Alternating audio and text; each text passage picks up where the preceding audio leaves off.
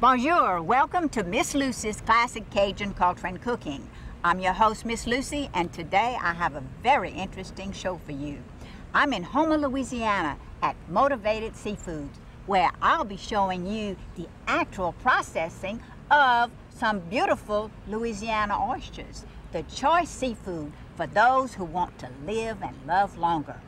So if you stay with us, chef, we'll be right back. The Louisiana Seafood Board is proud to sponsor Miss Lucy's cooking series. Louisiana cooking is known around the world. And Louisiana's main ingredient? Seafood.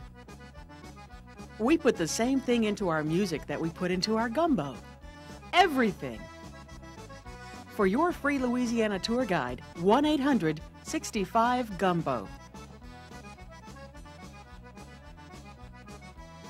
Louisiana crawfish, an appetizing natural resource. Years ago, I began collecting recipes. Some were my own, others were my mama's and grandma's, stored away and almost forgotten. Imagine my delight recently at finding this treasure from my past. How precious.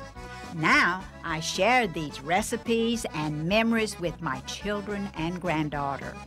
Just another part of my heritage. And Miss Lucy's Classic Cajun Culture and Cooking. Welcome to my kitchen today. I can hardly wait to cook these wonderful Louisiana oysters that Kevin Voisin sent to me from Houma, Louisiana from Motivatit Seafoods. Gorgeous. I learned so much the day I visited with them at the processing plant and saw their special techniques.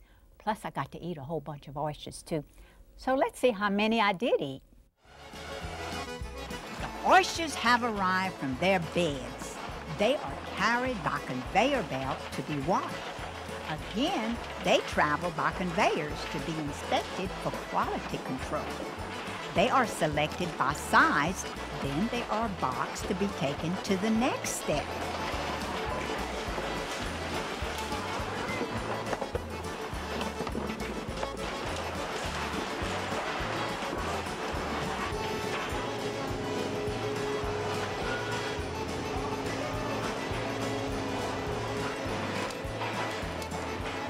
Oysters are banded with golden plastic, where heat is applied to make the bands hold the shells closed.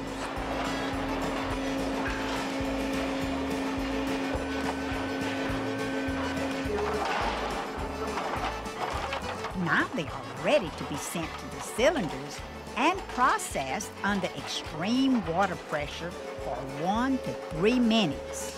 No heat is applied. However, 99.9% of bacteria is destroyed. Each cylinder holds about 60 pounds of oysters.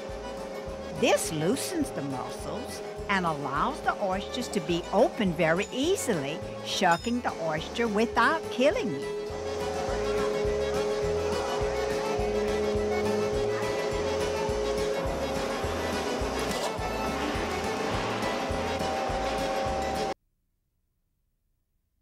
Now I'll be fixing my Oyster Artichoke Soup. Of course, I have to tell you what really happened to introduce this. This is an artichoke. My first experience of eating an artichoke was in a restaurant recently, not too long ago. And of course, the chef brought me out this gorgeous artichoke, and it was on a platter like this, and I said, oh, well, you know, it looks pretty good. Let's see. He left, you know, and I peeled one of these little leaves off, and I put it all in my mouth, and I chewed and just got stringier and tougher, and I'm saying, I don't like artichokes. Of course, this was cooked, you know. It wasn't raw like this one is. It was boiled, and it had this salad dressing all around, and it was supposed to be delicious, a delicacy, and I said, I told my friend, I said, I don't like artichokes. And she said, well, Miss Lucy, I think you're not supposed to eat the whole, but let's ask the chef. So we called the chef, and he came out, and I said, well, chef, show me how to eat this. And so he delicately peeled off one of the leaves, and he dipped it, and he ate the tip off of it, you know.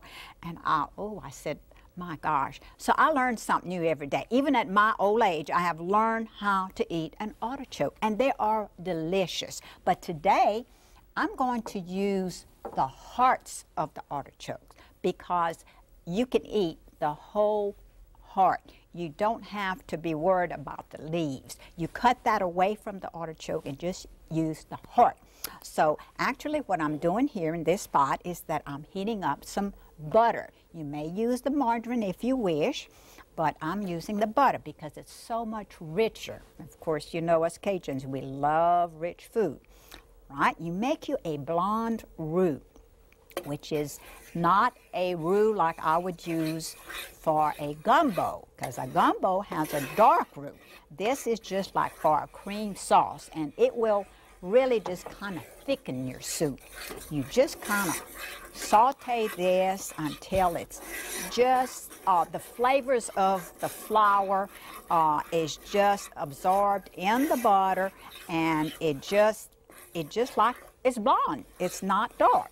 So to this, of course, you mix it up real good and you just kind of saute it like this. To this, I'm going to add my artichoke hearts, which I have put in the Cuisinart, and I have, well, I say I mushed them. So these are the hearts that I'm going to use today. All right. You buy these in the grocery store in a can or a jar. Now you don't want the ones that are in vinegar. You just want the plain artichoke hearts. You add that, and then to that you add your oyster juice, which you have taken, drained your oysters, and you use your juice. That will give it a wonderful flavor. Let me put that right here, okay? So you mix it all together like this. You can just smell the good old oyster juice already. After that, I'm going to add some onion tops. Cook that all together. Oh, what the heck, let's use the rest of them. That's when the more is better. Okay, then I'm going to add some parsley. Okay, very good. Now that's enough parsley. I don't like to use too much parsley in this. So you have to measure it out pretty uniquely. And garlic. That'll give it that special flavor that I'm looking for. Okay, good. Let me lower this a little bit. Yeah, okay. Good, and you sort of saute this together. I'm telling you, I'm so glad that Melissa introduced me to this because I've really enjoyed cooking this at home, and I've learned that I like artichokes. I had never eaten them because Mama didn't know what an artichoke was, and so we never had them at home. So to this, I'm going to add my gorgeous Louisiana oysters, which Kevin so gracefully gave to me. Boy, I'm telling you, it's a shame putting them in here. I enjoyed them so much over there at the processing plant, eating them raw. Maybe he'll send me some more. Gorgeous. Then I'm going to season that with salt and pepper. And I don't know, I always say salt and pepper. I could say pepper and salt, but let's just do it this way, okay? Now, usually when you season seafood, you have to use just a little bit more of the seasoning, but sometimes these oysters are pretty salty in themselves, so actually you have to be careful about how salty your oysters are in reference to. And you know, of course, oysters, all seafood, well, they do have a tendency to, they make water, is the way I would say it. You know, Cajuns talk funny, they tell me, but I don't think so. I've never noticed that. All righty. Next to this, you will add your milk, or your half and half, or your cream, whichever thickness and richness that you want this. Look at that. Gorgeous. Now what you want to do, you don't want to overcook this. You never overcook seafood. You have to be careful. And the way I gauge my oysters is that when I see that they curl and they kind of flour up at the edges, they're done. So this is how I'm going to gauge this.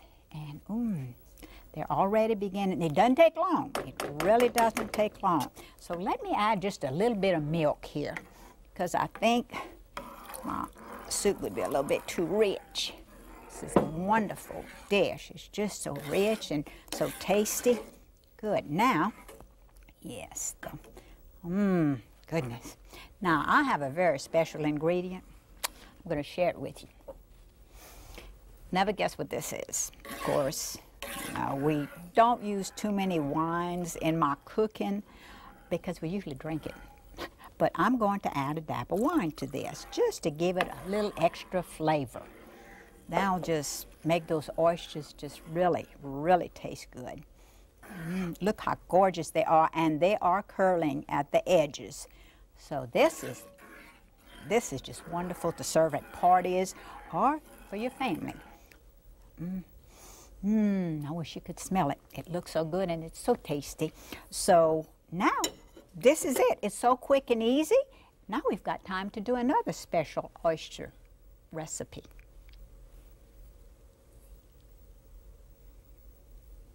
For the next special recipe that I'm going to fix with some wonderful Louisiana oysters from Motivatit, it's going to be the oyster wrap-around.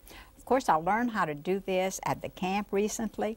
The men had invited me over to share their supper, and I found out why they wanted me to go over. They wanted me to help them to wrap the oysters around. So look at these gorgeous oysters. Beautiful. So what you do, you take the bacon that you have cut in half, and you wrap it around the oyster. And you take a toothpick to secure the, it's okay to puncture it, it's fine. Very good, I'll show you how to do another one. This is just so great. You can either fry these or bake them, broil them, and even put them on the barbecue pit. But of course, you know, Cajuns like to fry stuff, so especially seafood. So this is what I'm going to do. From fixing them like this, you go ahead and you coat them real well with cornmeal, just plain cornmeal, not seasoned. Then, of course, going to fry them. And what you do, you make sure your grease is very good and hot, because if it's not, it's going to absorb the grease too much and your oysters will be greasy, and you don't want that. So I have some onions in here that tells me when my grease is hot enough. And when it is, it keeps the grease also from burning. You drop the oysters into the pot, real quick and easy, like this. And I like my oysters fried crisp, so that's how I'm going to do them today. Of course, I'm always trying to please myself when I'm cooking, because I like my own cooking. And you just wrap them around, just coat them real well with your cornmeal, and you drop them in your hot oil. Very, very hot. And you just watch them golden brown. And you take them out. They'll cook quick and easy. And that bacon just gives them such a wonderful flavor. Of course, they're already good without the bacon, but, you know, it's always good to add a little special touch to stuff, and just for variety purposes. Okay, wipe my hands here. Okay, now, I never season my oysters before I cook them. See how they're frying real pretty? They'll soon be done. It doesn't take very long to do this. But when you have a crowd, you may want to use a deep fat fryer instead of a pot like this. But just for myself and my family, I always just fry them on the, you know, on the stove, not in a deep fat fryer. So let me check them again. Look how beautiful. They're frying real good. Of course, you know, oysters taste good anyway, especially these wonderful Louisiana oysters, which I always enjoy eating. I even raw, you know, they're great raw. So, and I really don't like to eat my oysters with sauce, because it's it just takes away from that wonderful flavor that is in an oyster. It's real crispy like. Smells so good.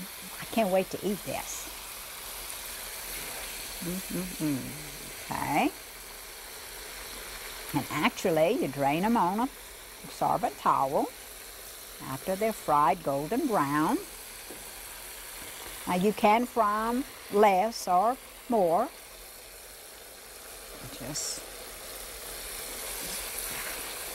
These are golden like they're supposed to be. Add them to your little platter. Look at this. Wow, gorgeous, beautiful. Okay. Of course, you can sprinkle lemon on top of them if you wish. I prefer not to. I like mine just plain. Okay. Turn my fire off. Then, of course, I'm going to salt and pepper them, which is exactly what, of course, with your bacon, you don't want to add too much salt. And again, like I said before, you have to be careful how salty your oysters are, too. Pepper. You can add Louisiana hot sauce to them, or just eat them like that. So there you go. You completed your oyster wrap-a-rounds, which are just fantastic for any type of meal, not just for camp meals.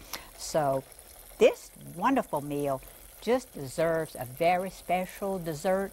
So I'll show you my special dessert that I have prepared for you today.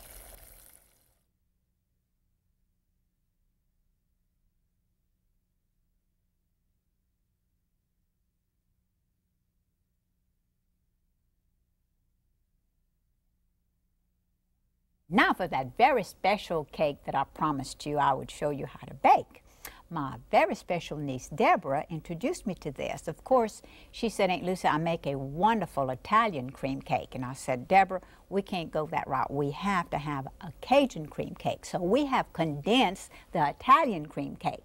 And I'll show you how we did it. First, I got a cake mix and put it in my blender here, in my mixer. Okay. And then to that, I'm going to add my soda. Good. Baking soda. Yeah. And next, I'm going to whip up some little egg yolks, because you have to separate your eggs. I'll show you what I'm going to do with the whites in a few minutes. Okay, little fella. I'm going to have to give him a name. Little Lucy, maybe. Okay, then I'm going to pour my eggs into the mix. Okay. Right. Let that beat. Okay. Next, you put your oil in. Feel like I'm doing, you put your right foot in and put your right foot out. Shake it all about. All right, good. And you mix it real well.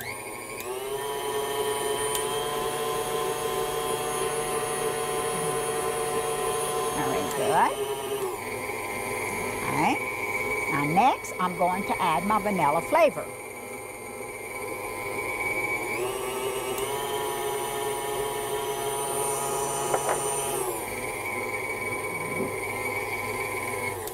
To that, I'm going to add some buttermilk. Of course, if you don't have buttermilk, you can always make buttermilk with some regular milk.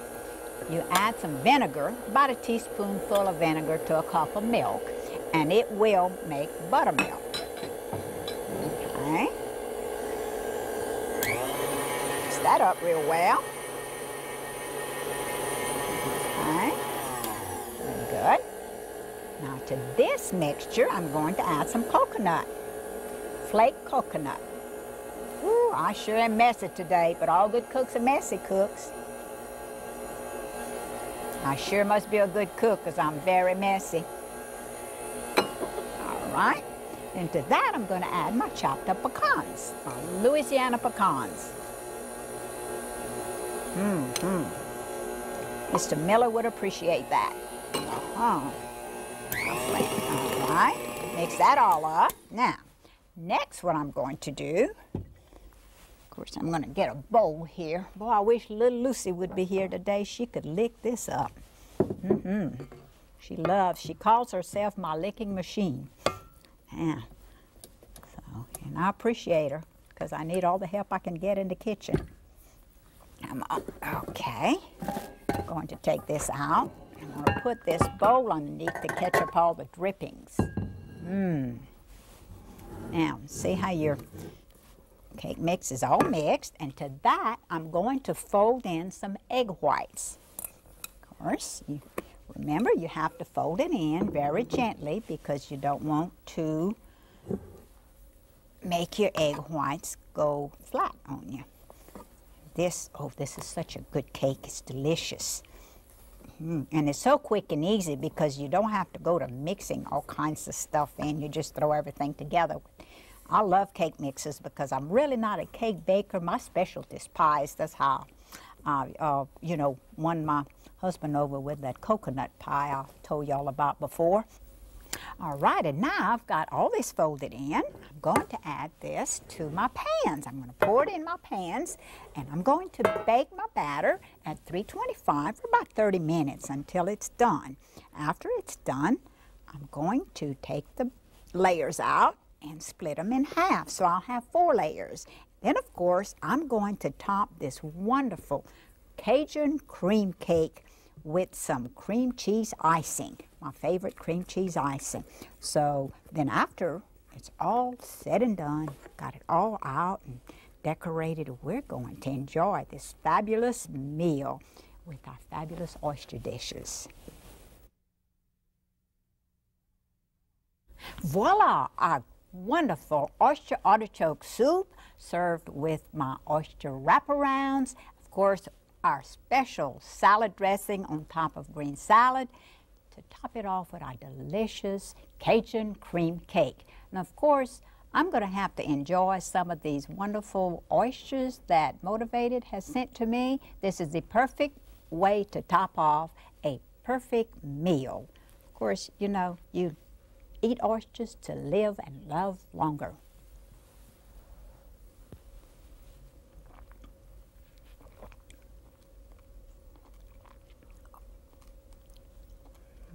C'est bon.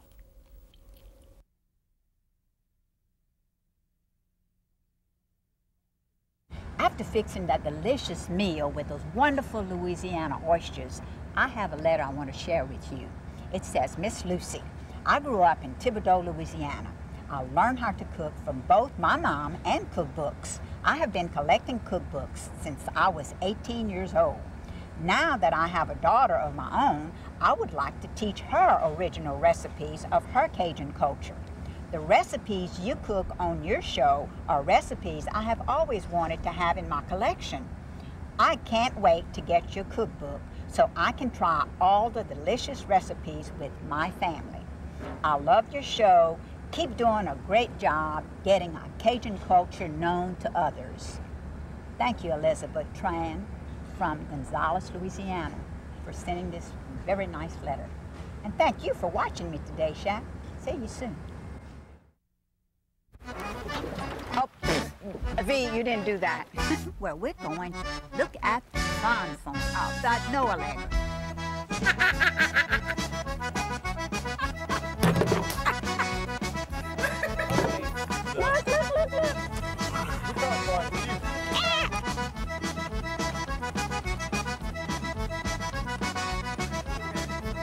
We're gonna do it again. I'm gonna fall.